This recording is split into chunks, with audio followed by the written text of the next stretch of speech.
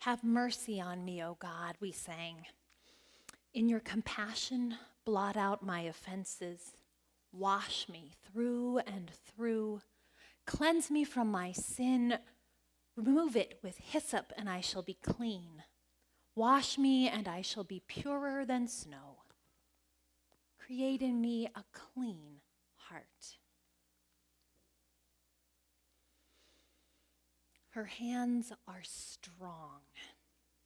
I can picture them. If I close my eyes, they have a habit of looking a little like my mother's. They're strong hands.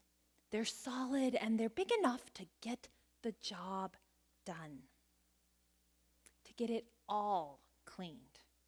They'd have to be, wouldn't they, to get it all cleaned?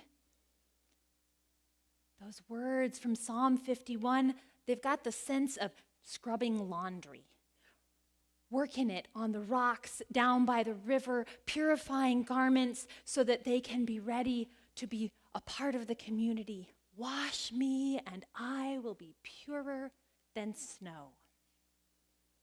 The Holy One is capable. Her hands are strong as she sets to washing the messes that we bring and handling the world's dirty laundry. Ash Wednesday is the day that we come together to take an honest look at all the smears and the stains, to acknowledge that they're too much for us.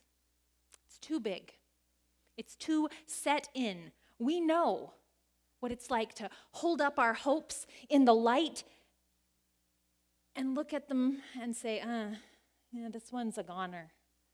I don't think it's good for much but the rag bin. There's no getting that out.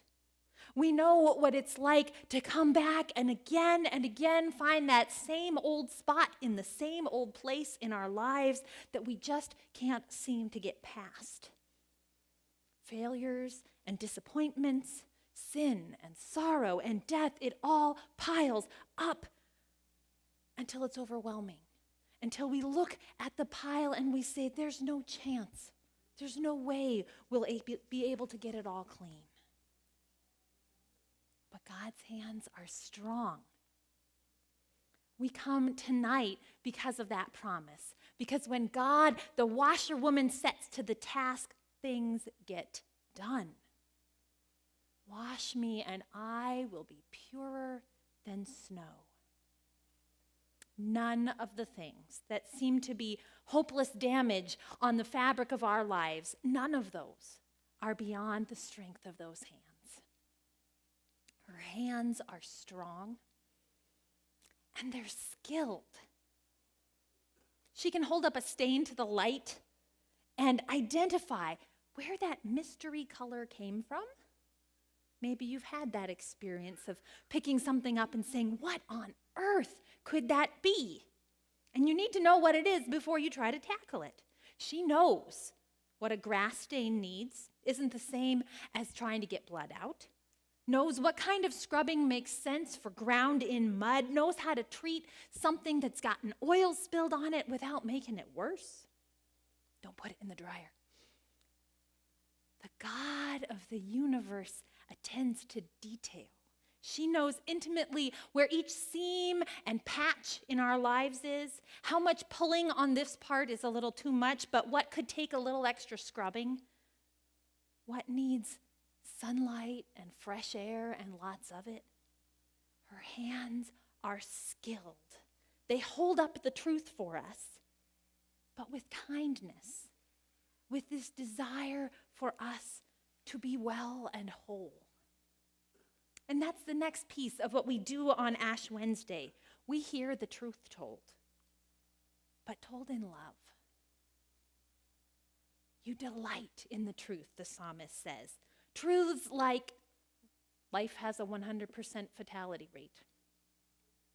Truths like the things that we cling to so desperately, the things we love, an awful lot of them are killing us. Truths like, you are not God, and I am not God. Isaiah says, they ask me for righteous judgments. Look, you serve your own interests. Oppress your workers, quarrel, fight, and strike with the wicked fist. Jesus says, don't store up for yourselves treasures on earth. Moth and rust will make waste. Where your treasure is, your heart is going to follow. Our washerwoman, God, knows that you've got to start with the truth. And she knows that other people are going to try to tell those truths in a twisted way, in ways that will allow them to hurt us or control us or make money off of us. Far better that she hold it up to the light with hands that are strong and skillful but not grasping.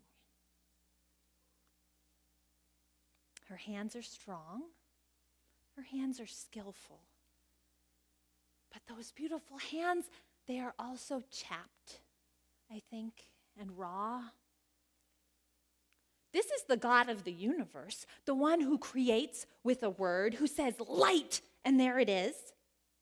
The one who stirs up solar systems with the sound of her voice, but that's not how she operates for this kind of work. In dealing with us, God is hands-on. That story, that second creation story in Genesis, where God gets into the mud and shapes humanity, pushing and prodding and patting us into shape and breathing her life into us. Creating humans is hands-on work. And recreating humans is hands-on work. Wash and scrub. Forgiveness, restoration, holding on to us through the things we think are going to kill us and through the things that do kill us. That is hands-on work. God chooses to do that in a full contact way, present in the flesh in Jesus Christ, restoring us by coming and joining us. God, our washerwoman's hands are working all the time. And you probably know what it feels like after a day of hard work. Hands in the water, rubbing and wringing, always down in the midst of our snags and our stains. Your hands don't come away unaffected. Those beautiful, strong, skillful hands are chapped and they're raw from choosing to work with us and to walk with us, and willingly take up each new piece and tend to the marks and tend to the muck and take up that same piece again and again. Jesus walks through humiliation and suffering and death with us, right? All the way to that cross where Lent is leading.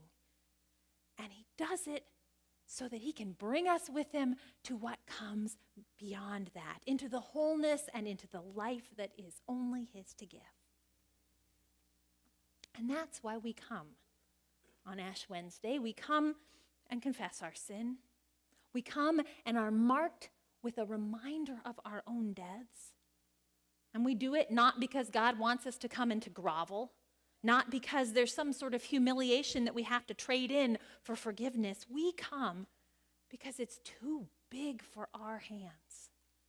We come because we've caught a glimpse of God's beautiful hands, those strong hands that can handle the things we cannot, those skillful hands that know us so well, that will show us the truth lovingly, those hurting hands, choosing to make all things new by sharing the depth of it all with us.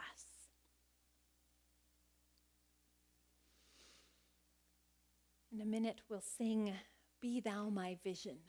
You might close your eyes when you sing and invite God to give you the opportunity to envision those hands. Or maybe as we share the peace or leave the communion table or stay to pray after worship, you might wander up to the images that we've got up here of hands doing that careful, loving, painful work. And let that image help you entrust yourself into the hands of God, our washerwoman.